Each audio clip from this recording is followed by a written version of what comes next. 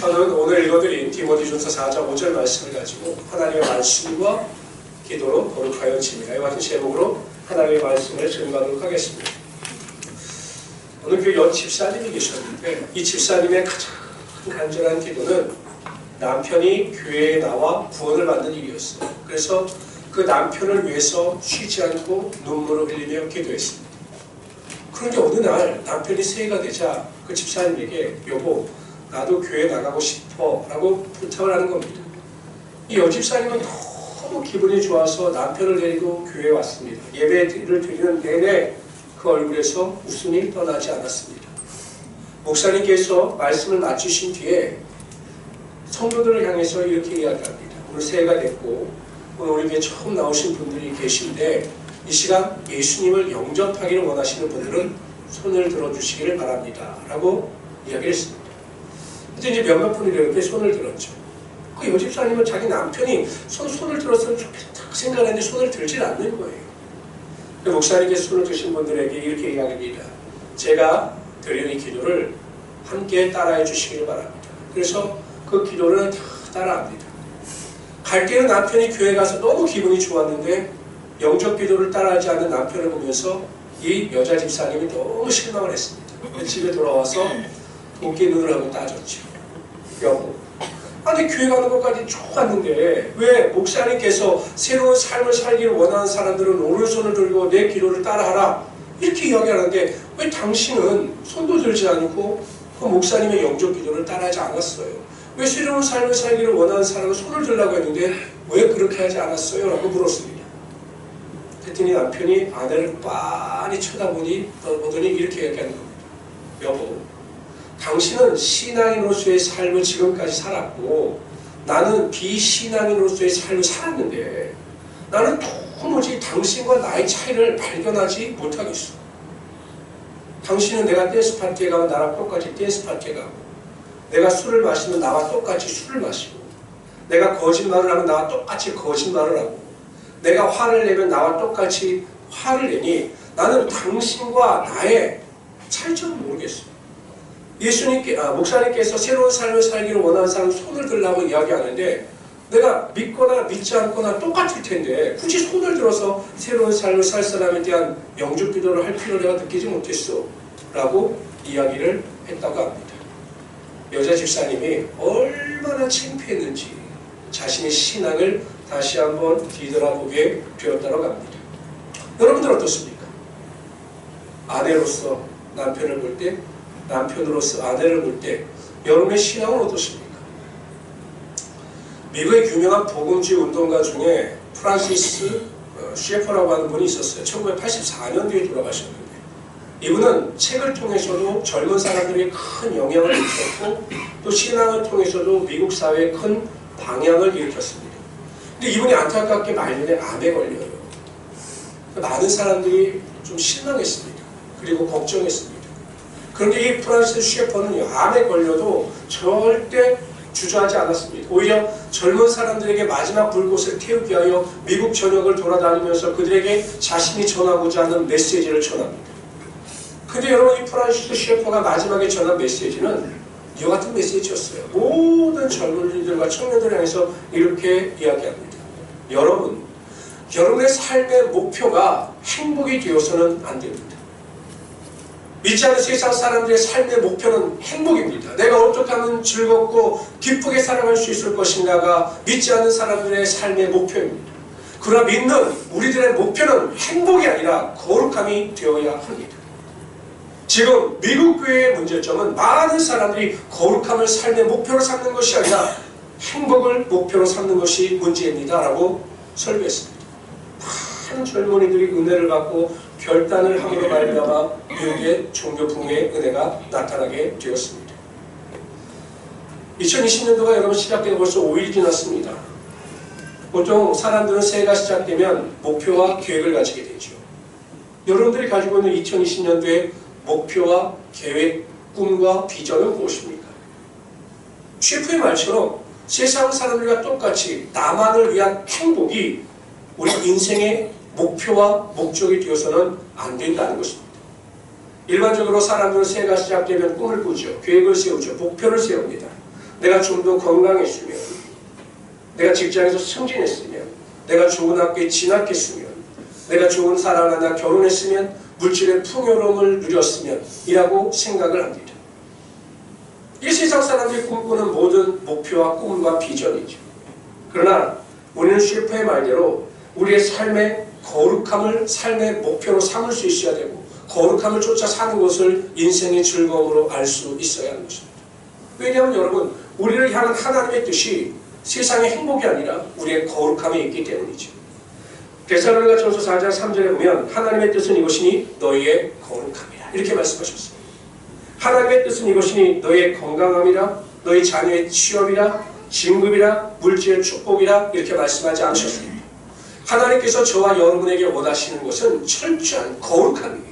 세상과 구별되는 거룩함, 순결함, 이것이 하나님께서 저와 여러분들에게 원하신 하나님의 뜻이라는 것이죠. 저는 올해 2020년도 목표를 거룩함에 두었습니다. 세상이 아무리 혼란과 타락의 길을 걸어간다 할지라도 우리 예수 믿는 우리만이라도 제대로 말씀 안에서 거룩함을 쫓아 살아야 되겠다라고 결심하고 기도하는 중에 하나님께서 마음을 주셔서 우리가 말씀과 기도와 성령으로 거룩함을 이루어 가자. 이것이 올해 2020년도의 목표입니다. 그래서 저는 우리 성도님들이 이 거룩함을 이루어가기 위해서 우리에게 무엇이 필요하고 무엇을 결단해야 하는가에 대해서 살펴보라 함께 은혜를 나누고자 합니다. 첫 번째로 우리가 거룩하게 살아가기 위해서는 하나님의 말씀으로 충만해야 합니다. 오늘도 보십시오. 우리가 하나님의 말씀으로 거룩해질 수 있다. 이렇게 선포합니다. 다른 것이 아니라 하나님의 말씀으로 우리가 거룩해질 수 있다는 것입니다. 히브리서 4장 12절에 보면 하나님의 말씀은 살았고 운동력이 있어 좌우에 날선 어떤 검보다도 예리하여 혼과 영과 관절과 골수를 찔러 쪼개기까지 하며 또 마음의 생각과 뜻을 감찰한다라고 말씀하고 있습니다. 그래서 하나님의 말씀은 능력이 있고 하나님의 말씀은 우리의 영혼과 우리의 심령과 우리의 생각과 우리의 입술을 수술하고 절제시킬 수가 있다는 것입니다. 뿐만 아니라 디모데후서 4장에 보면 3장에 이렇게 말씀하십니다. 다 같이 읽어봅시다. 시작.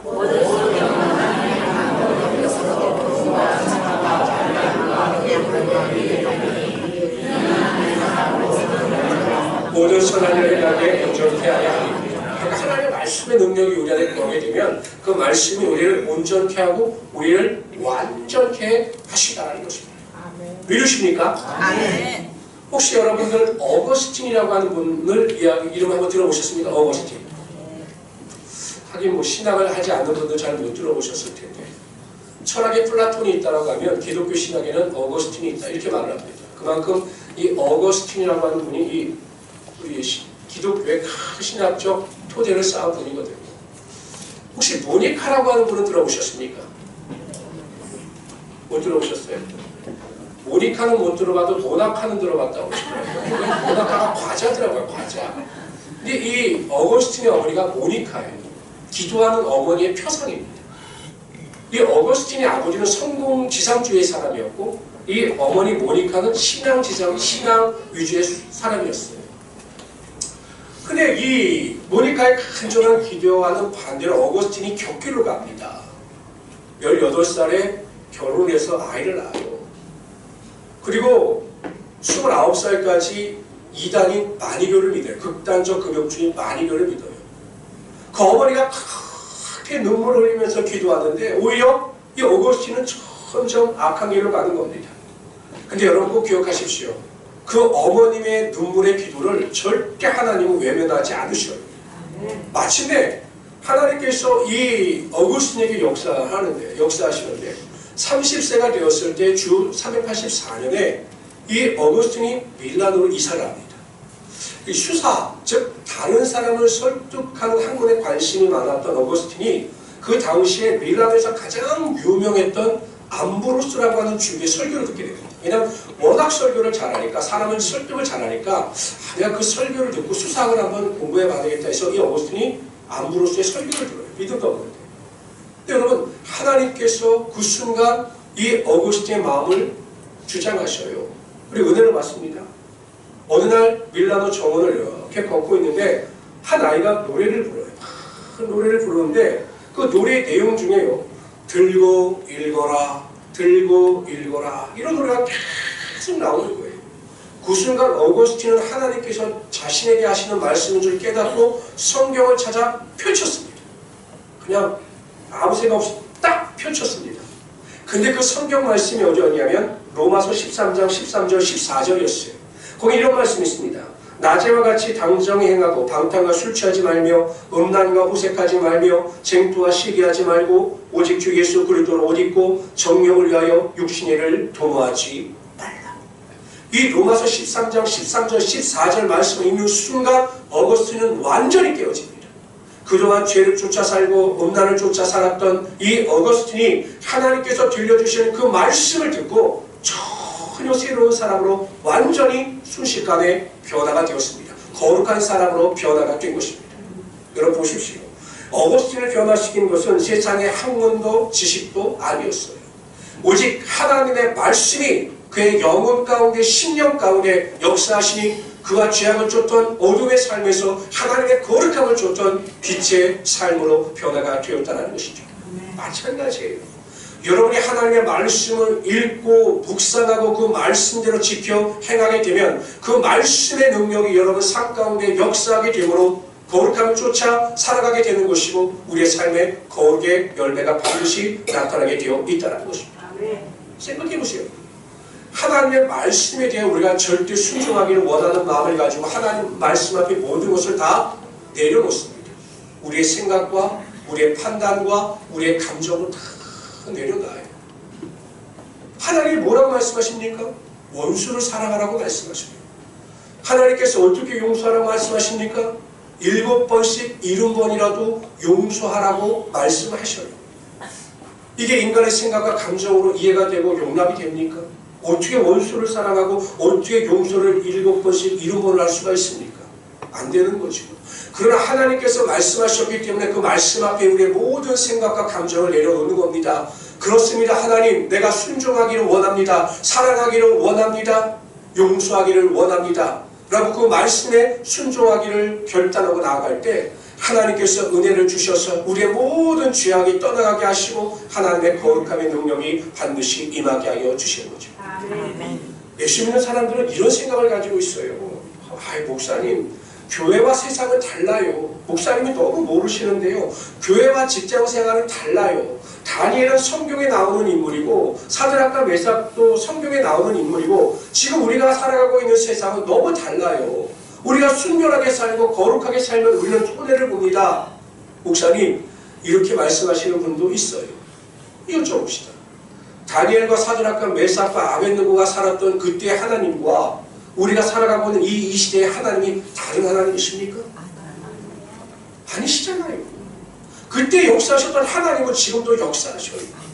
여러분, 다니엘이 왕의 진미를 거부합니다. 왜냐하면 우상에게 드려졌던 그 제물로 음식을 만들 일이 많았기 때문에 왕에게 우상에 줬던 제물을 먹을 수가 없었던 거죠.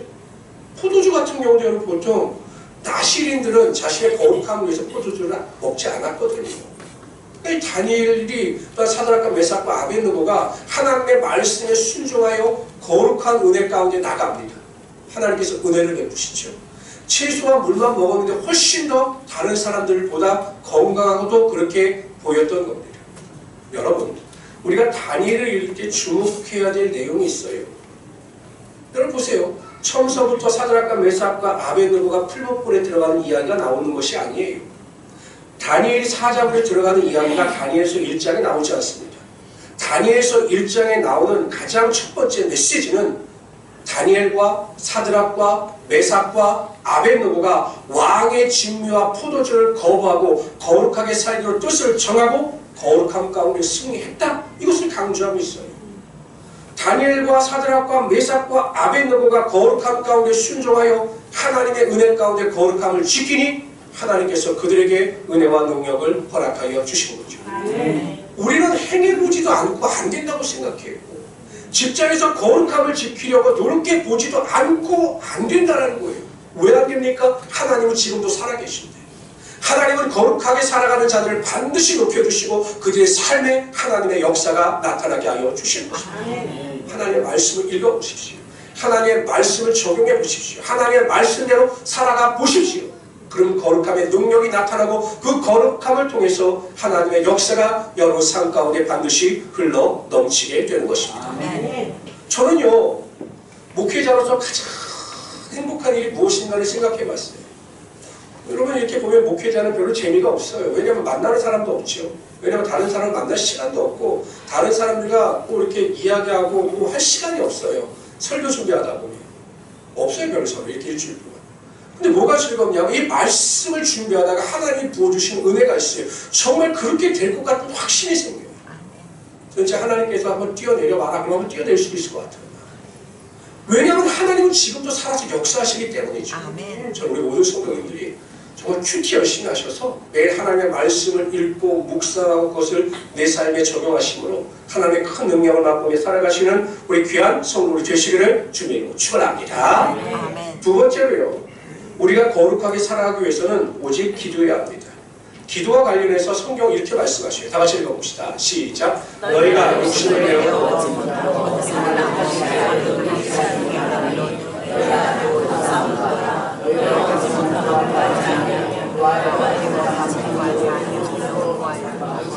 기도와 관련해서 왜 우리가 기도의 응답을 받지 못하는가 두 가지 이유를 설명합니다. 첫째는 기도하지 않으면 기도 응답이 없죠. 당연하죠. 기도 안 하는데 무슨 응답이 있겠습니까? 두 번째는 기도하는데도 응답이 되지 않는 이유는 무엇이냐? 우리가 정욕, 욕심으로 쓰려고 잘못 구하기 때문에 기도가 응답이 되지 않는다. 이렇게 말씀하시거든요. 그러면서 성경에 보면 예수님께서는 기도의 모범 답안을 제시해 주셨어요. 이렇게 기도하면 된다. 기도하는 게 어려운 것이 아니다. 이렇게 기도하면 된다라고 하는 그 기도의 모범 답안을 제시해 주셨어요. 이게 주기도문이거든요. 주기도문. 우리가 매일 주기도문 하지 않습니까? 주님께서 가르쳐준 기도. 거기에 보면 이렇게 기도하라라고 가르쳐주신 그 기도에 보면 이런 내용이 나와요. 우리의 죄를 사하여 주옵시고 우리를 다만 악에서 구하옵소서. 이게 무엇입니까? 거룩과 관련된 겁니다. 그러니까 우리 매일 하나님 앞에 나와 기도할 때마다 내가 원하는 소원, 나의 목표, 꿈만을 하나님께 아뢰는 것이 아니라 우리의 죄의 삶과 악에서의 구원을 통한 거룩함을 위해서 매일 기도해야 한다는 것이에요. 하나님, 제가 오늘 주님 앞에 나와서 기도합니다. 혹 제가 세상을 살아갈 때 하나님 말씀대로 살지 못하는 것, 혹 하나님의 말씀에 어긋난 행위나 말을 했던 것이 있다면 하나님 회개케 하시고 나를 정하게 하여 주셔서 하나님 앞에 나가게 하여 주십시오라고 하는 기도가 매일매일 우리들의 삶 가운데 있어야 한다는 것입니다.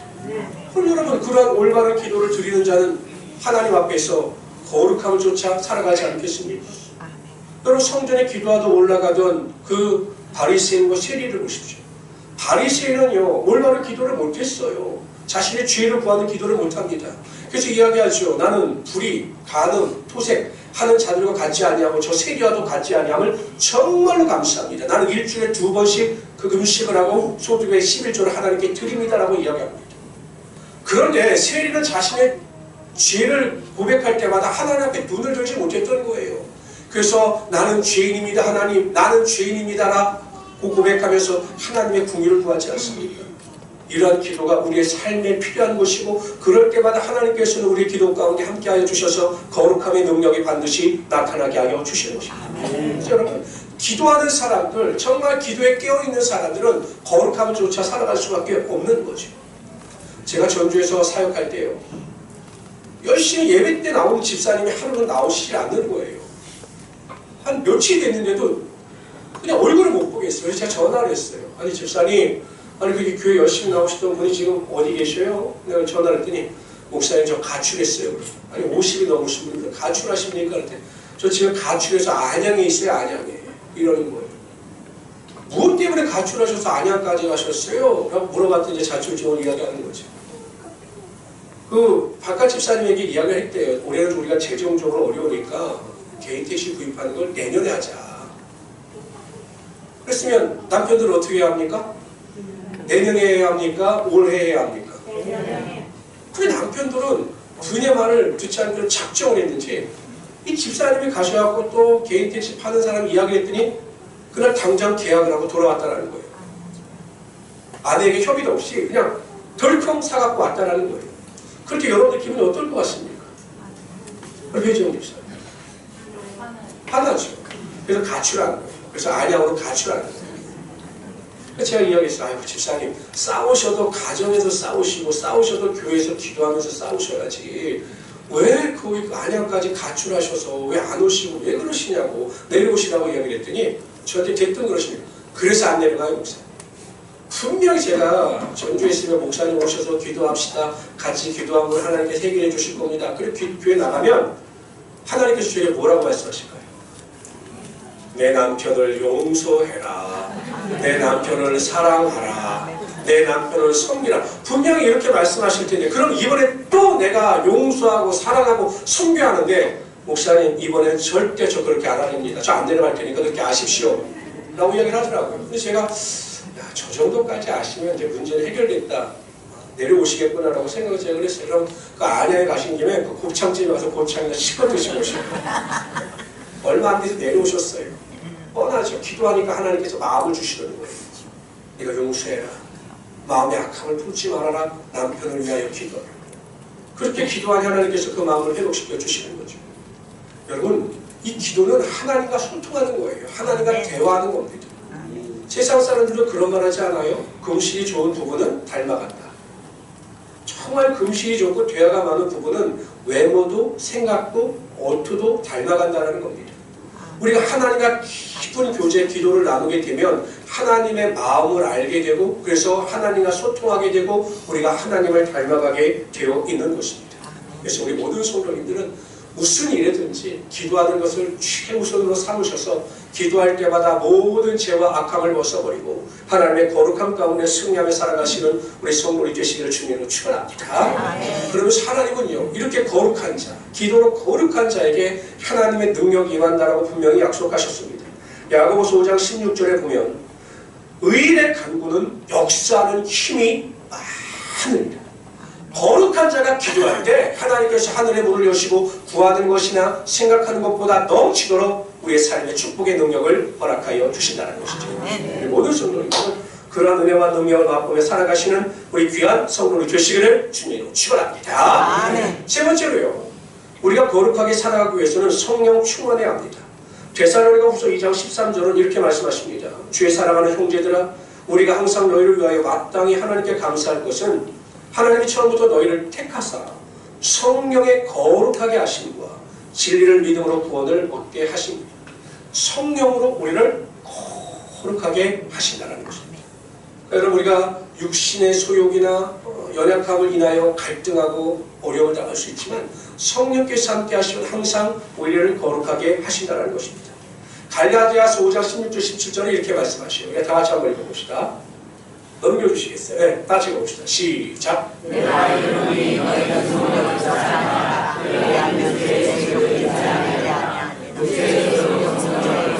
성령의 소욕은 육체를 거스르니 이 둘이 서로 대적함으로 너희 원하는 것을 하지 못하게 하려 하십니다. 여러분, 물과 기름은 합쳐질 수 있습니까? 물과 기름은 비중이 다르기 때문에 섞일 수가 없어요. 근데 성경은 뭐라고 말씀하시냐면 성령과 육체의 소욕이 합쳐질 수 없다는 거예요.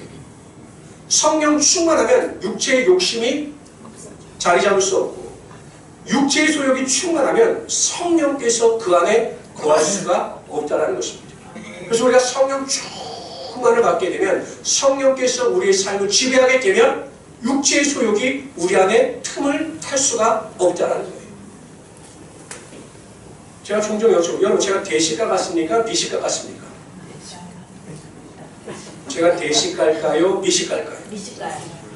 다들 대식가로 생각하고 있으니까 답을 안 하시는데, 많은 분들이 저를 만나면 두 가지에 놀라요. 음식은 놀라요. 첫째, 너무 빨리 먹는다, 그거에 놀라고, 두 번째는 너무 적게 먹는다에 놀라요. 그러니까 많이 먹을 줄 알았는데 제가 적게 먹으니까 놀라요. 저 미식가예요. 근데 여러분, 제가 아무리 음식을 좋아하고 음식을 맛있게 먹어도 음식을 입에 안 댈 때가 있어요. 언제일까요? 네? 언제일까요? 9시 설교를 들으셔서 정답을 하시고, 이렇게 여쭤보면 대부분의 성도는 아플 때요, 뭐 이런데, 아니에요. 배부르면 안 먹죠. 정말 너무 배가 불러서 음식이 들어올 정도가 안 되면 아무리 산에 진미를 갖다 놔도 제가 거들떠보지를 않습니다. 여러분 어떻습니까? 배가 불러도 꾸역꾸역 드십니까? 못 먹거든요. 제가 왜 이런 말씀을 드리냐면, 성령으로 충만하게 되면 성령의 지배를 받게 되면 세상 것이 보이지 않아요. 세상의 물질도 명예도 부귀 영화도 육신의 쾌락도 보이지 않아요. 성령으로 충만하면 오직 예수 그리스도만이 보이고 성령으로 충만하면 하나님의 나라의 소망만이 보일 뿐이지 세상의 것은 여러분 보이지가 않아요. 사도 바울이 세상의 모든 것을 다 배설물과 같이 이뤘습니다. 왜? 예수 그리스도를 아는 지식이 가장 고상함을 인하였기 때문에 이렇게 고백해요. 내 안에 예수가 충만하고 예수가 가득하니 세상의 모든 것이 다 배설물과 같이 보였던 거죠. 마찬가지입니다. 우리가 성령 충만하고 성령의 능력을 쫓아 살고 성령의 열매가 우리 안에 가득하게 되면 육체가 우리 안에 틈타지 못하게 되는 것이고 세상의 욕심이 우리 안에 틈타지 못하게 되어 있는 것입니다. 그래서 우리 모든 성도님들은 어찌하든 같이 간에 성령 충만을 사모하시길 바랍니다. 여러분 성령의 9가지 열매 아시죠? 한번 따라해 봅시다. 시작. 사랑, 희락. 아니 왜 먼저 하세요? 내가 한번 따라하라고 하시니까. 사랑, 희락, 화평, 자비, 충성. 사랑, 희락, 화평. 사랑, 희락, 화평, 오래 참음, 자비, 양성, 충성, 온유, 절제. 이 9가지 열매를 올 한 해 동안 맺어 나가심으로 하나님의 거룩한 은혜 가운데 승리하시는 우리 귀한 성도들 되시기를 주님으로 축원합니다. 예수님께서 광야에서 40일 동안 금식하셨어요. 예수님께서 금식을 딱 마치셨을 때 예수님을 가장 먼저 찾아온 것이 누구냐면 사단이에요. 그리고 예수님을 유혹합니다. 뭐라고 유혹하요? 첫 번째 유혹이 이 돌이 떡덩이가 이 돌덩어리가 떡이 되게 하라. 이렇게 유혹합니다. 이게 무엇이냐면 육신의 정욕을 쫓아 유혹하는 거죠. 또 천하 만국의 영광을 보이면서 네가 내게 전하는 이 모든 영광을 내게 줄 것이다 라고 유혹합니다. 보인 후에 안목의 정욕입니다. 성전을 이끌어 가서 성전 꼭대기에서 뛰어내리라. 그럼 천사들이 너를 받들 것이다. 그럼 많은 사람들이 너를 향하여 존중하고 찬송할 거다 하면서 이 생의 자랑에 대한 유혹을 던집니다. 예수님께서는 성령 충만하셨고 말씀의 능력을 가지고 계셨고 항상 기도에 힘쓰시는 분이셨기 때문에 마귀를 말씀으로 물리치시죠. 여러분이 살아가고 있는 이 시대가 예수를 믿기 좋은 시대이냐? 결코 아닙니다. 유혹도 많고 사상적으로도 그렇고 정말 예수 믿기가 힘든 시대입니다. 저도 그건 인정합니다.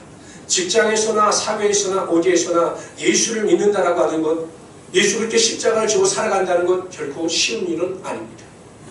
그러나 그것이 우리의 핑계일 수는 없죠. 하나님께서는 분명 우리에게 거룩함을 요구하십니다. 그리고 우리는 거룩하게 살아가야 합니다. 되지 않아도 힘들어도 그 거룩함의 열매를 쫓아 추구하면서 가정에서나 직장에서나 하나님의 영광을 드러낼 수 있어야 합니다. 성도 여러분, 2020년도 한 해 한번 결단해 보십시오. 이전에는 내가 어떻게 살았던지 간에 올해는 내가 좀 더 거룩하게 살고자 결단한다. 하나님의 말씀을 읽고 묵상하면서 그 말씀대로 살아감으로 거룩함의 열매를 맺기를 원한다. 내가 매일 깨어 기도함으로 그 기도의 능력을 통하여 거룩함 가운데 나가기를 소망합니다. 성령을 사모하고 성령 충만의 능력을 쫓아 성령의 9가지 열매를 맺고 그 은혜 가운데 살아가기를 원한다. 이렇게 결단하심으로 거룩함 가운데 승리하시고 우리 성도 되시기를 주님으로 축원합니다. 아멘. 제 동기 목사가 사역하는 큰 교회가 있어요. 제가 이제 거기가 설교하기로 예정이 되어 있어서 제가 그 교회 올해 목표가 뭔가를 이렇게 살펴봤어요. 우리하고 비슷하더라고요. 근데 거기는 하루에 20분이 아니라 1시간. 신권사님은 11시에 아웃입니다. 1시간을 기도하는 걸로 되어 있어요. 바꿀까? 여기 1시간 기도하는데 우리 20분 기도하는 거 너무 짧을 거 아닐까? 라고 생각하다가 양보단 질이다 라고 생각해서 20분씩 기도하는 걸로 작정했습니다. 여러분 제가 노래에 강조하죠. 한번 기도해 보세요. 정말 기도해. 하루 20분 이상만 기도해. 여러분 인생이 바뀌어요. 제가 가끔 이런 설교를 했죠. 기적이 상식이 되는 교회. 기적이 일어나면 그 기적으로 인한 어떻게 이런 일이가 아니라 기도할 때 일어나는 기적은 그냥 일반적인 것이 되는 거예요. 놀랄 필요도 없어요. 기도하는 자들에게 그런 기적의 능력이 상식이 되기 때문이죠. 그래서 여러분 말씀과 기도와 성령의 능력을 쫓아 거룩하게 사시고 그런 하나님의 능력을 맛보시는 우리 성도 되시기를 주님으로 축원합니다. 기도합시다.